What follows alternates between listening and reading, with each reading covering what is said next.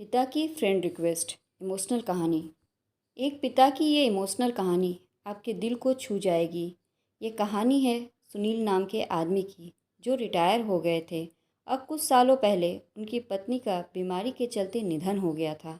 घर में वो और उनका बेटा मोहित रहता था। मोहित एक अच्छी कंपनी में जॉब करता था।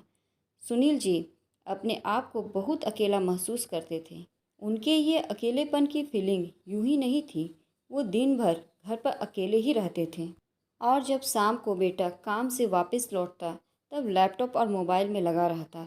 सुनील जी उससे बात करने के लिए, अपना मन हल्का करने के लिए तरस जाते। ऐसा काफ़ी लंबे समय तक चलता रहा। सुनील जी ने सोचा कि अब उन्हें ही कुछ करना पड़ेगा।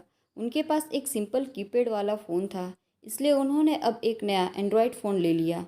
इस फ़ोन में उन्होंने अब सोशल मीडिया का यूज़ कैसे करना है वह सीखना शुरू कर दिया।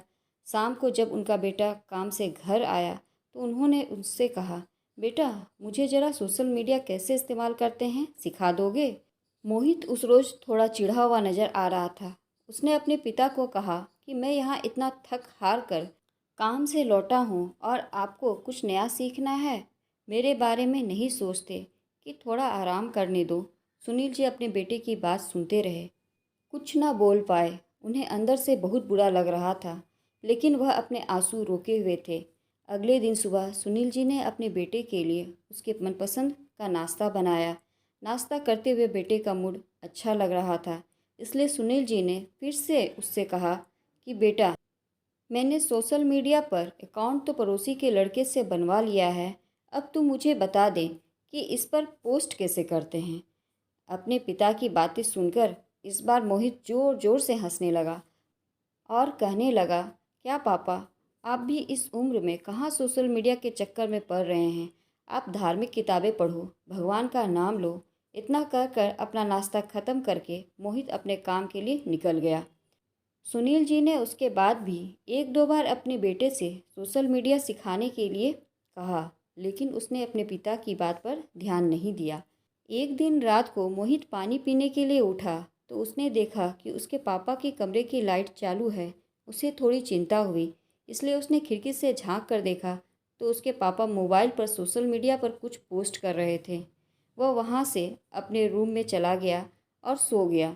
मोहित सवेरे नींद से जागा और जब उसने अपना सोशल मीडिया चेक किया तो वहाँ पर उसके पापा की फ्रेंड रिक्वेस्ट आई थी।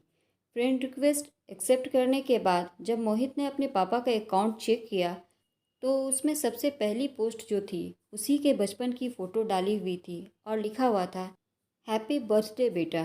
मोहित को अब रियलाइज़ हुआ कि क्यों उसके पापा सोशल मीडिया सीखने के लिए इतना पीछे पड़े हुए थे और क्यों यह काम उनके लिए इतना ज़्यादा इम्पोर्टेंट था। उसकी आंखें नम हो गई। वे सीधा अपने पापा के कमरे में गया और उनके गले लग करके उनसे माफ़ी मांगने लगा। दोस्तों, हम उन चीज़ों को ज़्यादा महत्व देते हैं जो कीमती है, लेकिन अमूल्य चीज़ों को अनदेखा कर देते हैं। माँ बाप और बाकी रिश्ते, इनको कोई भी कितनी भी कीमत देकर कभी खरीद नहीं सकता। इसलिए इनकी वैल्यू करना शुरू करो। स्टोरी पसंद आई हो तो लाइक शेयर सब्सक्राइब कर दीजिएगा। धन्यवाद।